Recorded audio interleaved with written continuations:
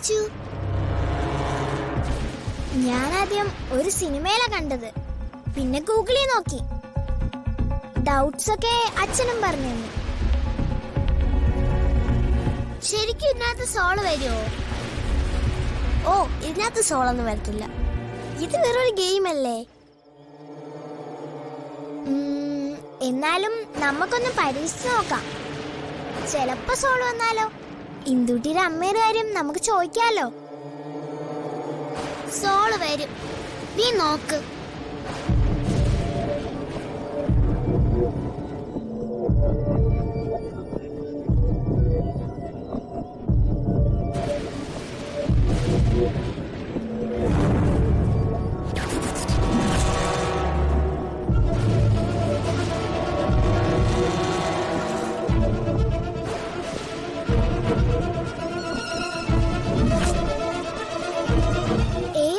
Soul വന്നാ ഈ coin move ചെയ്യും. ഇപ്പൊ എങ്ങനെയാ സോള് വരുന്നേ? ഞാൻ കാണിച്ചു തരാം. എല്ലാവരും ഈ കോയിന്റെ മേളില് ചൂണ്ടുവിരൽ വെച്ചേ.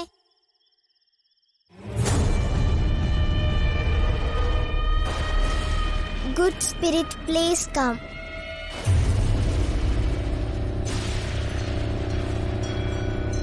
Good spirit please come.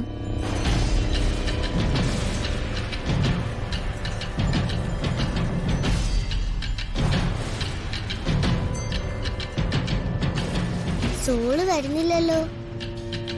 പിന്നെ സോൾ ഇപ്പൊ ബസ് പിടിച്ചു വരും. ഇതൊക്കെ ചുമ്മാ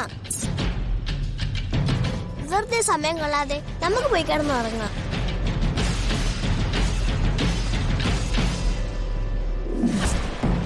ഇവിടെ ആരെങ്കിലും ഉണ്ടോ? ആരുടെയെങ്കിലും സോളുണ്ടോ?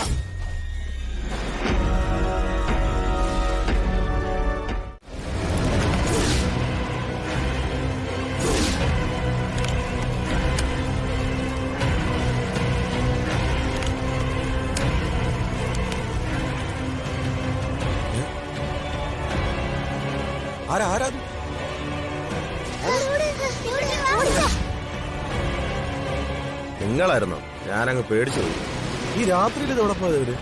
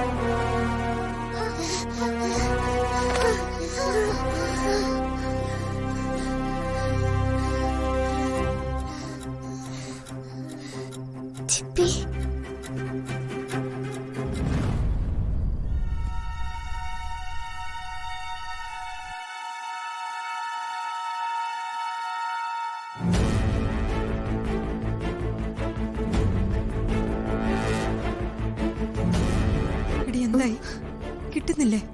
ഇല്ല. നേരത്തെ പോലീസ് സ്റ്റേഷനിൽ ചെന്നെന്ന് എന്നോട് പറഞ്ഞതാ. പിന്നെ സച്ചിയെ കണ്ടിട്ട് വിളിക്കാന്നും പറഞ്ഞു. എന്നെ വിളിച്ചിട്ട് കിട്ടുന്നില്ല. ഇപ്പൊ ഔട്ട് ഓഫ് റേഞ്ചാ പറയുന്നത്. ഇനി പോലീസ് സ്റ്റേഷനിൽ വേറെ എന്തെങ്കിലും പ്രശ്നം ഉണ്ടായോ ആവോ? എന്ത് പ്രശ്നം? നീ സ്നേഹയുടെ ഫോണിലേക്ക് ഒന്ന് വിളിച്ചു നോക്കി. സ്നേഹ ഫോൺ കൊണ്ടുപോയിട്ടില്ല. ബെല്ലടിക്കുന്ന കേട്ട് ഞാൻ ചെന്ന് നോക്കിയപ്പോ അവളുടെ മുറി തന്നെ ഇരിപ്പുണ്ട്. എന്റെ ദൈവമേ, ഇനി അവര് വല്ല വക്കീലിനെ കാണാൻ പോയതാണോ? വക്കീലിനെ കാണാൻ പോകുന്നെങ്കിൽ അക്കാര്യം എന്നോട് നേരത്തെ പറയായിരുന്നു. അത് മാത്രമല്ല, സ്നേഹ കൂടെ ഉള്ളതുകൊണ്ട് അതിന് സാധ്യതയില്ല. പിന്നെ ഇത്രയും സമയമായില്ലേ?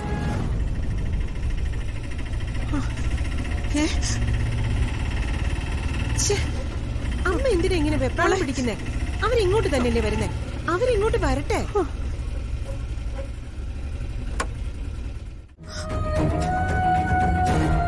നീ എന്താ പറഞ്ഞത്?